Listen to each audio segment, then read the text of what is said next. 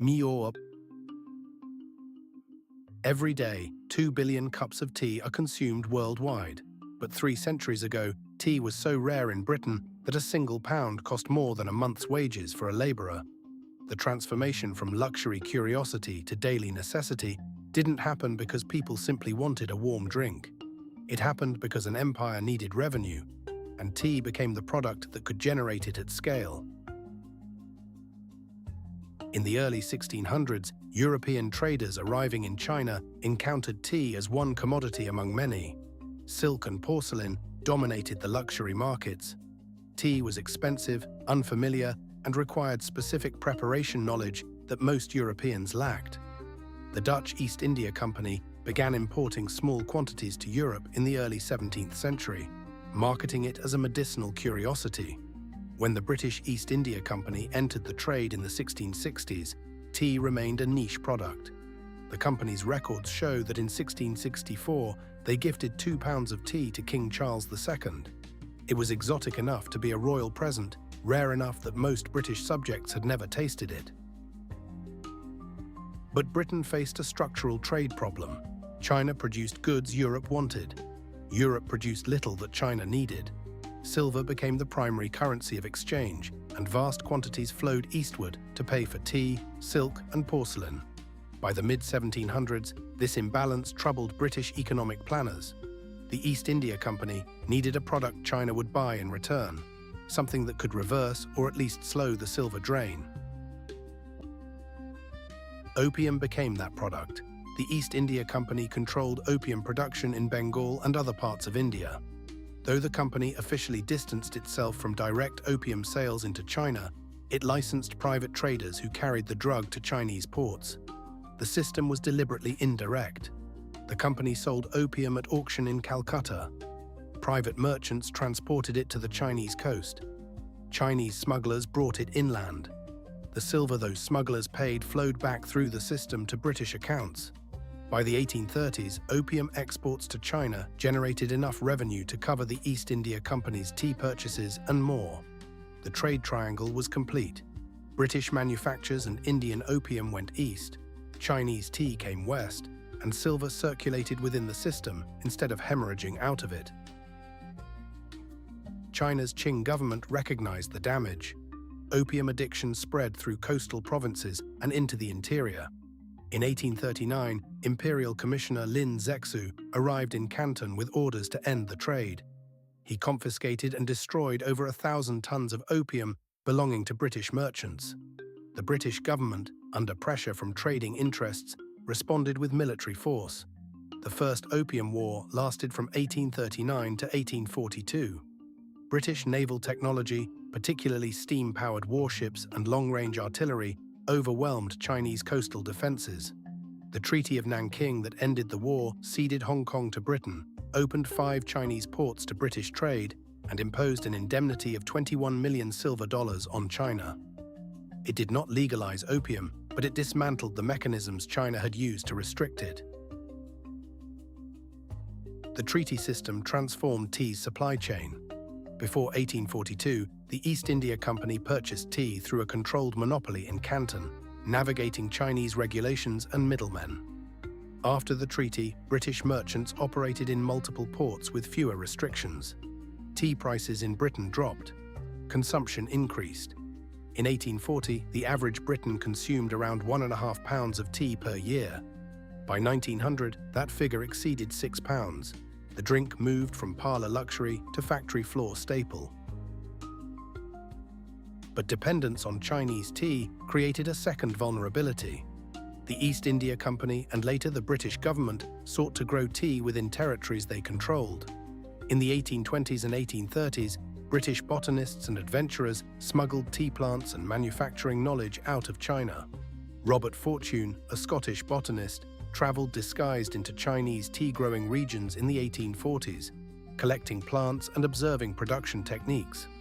He transported thousands of tea plants and Chinese tea workers to the Himalayan foothills of British India. Assam, a region in northeastern India, had wild tea plants that British surveyors identified in the 1820s. By the 1850s, colonial authorities were developing Assam and Darjeeling as tea-growing zones. using a combination of Chinese plants, local varieties, and labor systems that relied on indentured workers recruited from other parts of India. The labor conditions on Indian tea plantations were harsh. Workers, many of them from tribal communities or lower caste groups, signed contracts that bound them to estates for years. They lived in plantation housing, bought from plantation stores, and worked under managers who wielded legal authority to punish desertion or refusal to work. Mortality rates on some estates were high, particularly in the early decades when malaria and other diseases spread through poorly drained plantation zones. By the late 19th century, India was producing significant quantities of tea, and British consumers were drinking a blend that increasingly came from imperial plantations rather than Chinese merchants. The shift carried a cost China had not chosen to pay. The opium trade continued through the 19th century, even after it was nominally legalized by the Treaty of Tientsin in 1858, following the Second Opium War. Estimates of opium addicts in China by the late 1800s ranged into the millions. The social and economic damage persisted for decades. Meanwhile, the plantation system in India created a labor force bound by debt and legal restrictions, working in conditions that reformers and later historians would document as exploitative. Tea's political weight grew alongside its consumption. In Britain, the government taxed tea heavily, and the revenue became a significant part of public finances. In the American colonies before independence, tea was both a popular import and a symbol of imperial taxation. The Tea Act of 1773, which granted the East India Company a monopoly on tea sales to the colonies, triggered the Boston Tea Party and became one of the escalating conflicts leading to the American Revolution.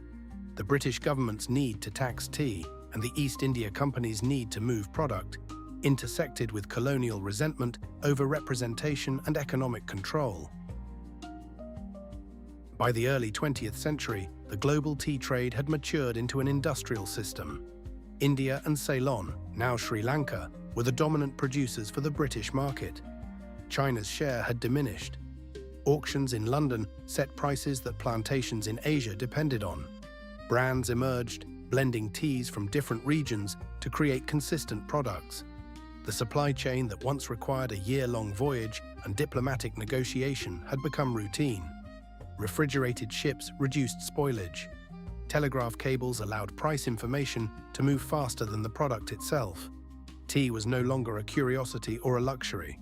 It was a commodity, traded in volume, consumed by industrial workers in Britain and office clerks in Bombay.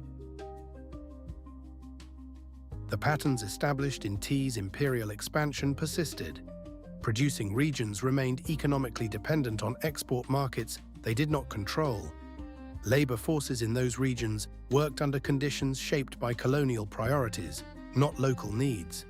Consuming nations paid prices that reflected their market power more than the costs borne by workers and ecosystems in growing regions. The drink that had been rare enough to gift to a king became common enough to fuel a factory shift, but the system that made it common was built on coercion, extraction, and imbalance. Tea connected an empire, but the connection was not neutral. It moved products, people, and power in directions that served imperial revenue and strategic goals. The drug trade that funded it damaged millions of lives in China. The plantation system that sustained it bound workers in India and Sri Lanka to a cycle of debt and restricted mobility. The tax revenue it generated in Britain financed state functions and military expansion. What began as a luxury curiosity became proof that a global supply chain could be engineered, even when the engineering required war, smuggling, and the redefinition of entire regions as export zones. The cost of that transformation was not distributed evenly. It was imposed on those who grew the crop, carried the product, and lived in the places where empires competed for control. The 2 billion cups consumed today rest on a foundation built in that era, and the questions it raised about fairness, labor, and power in global trade remain unresolved. Visual reconstructions are illustrative. Facts and interpretations are based on the sources listed in the description.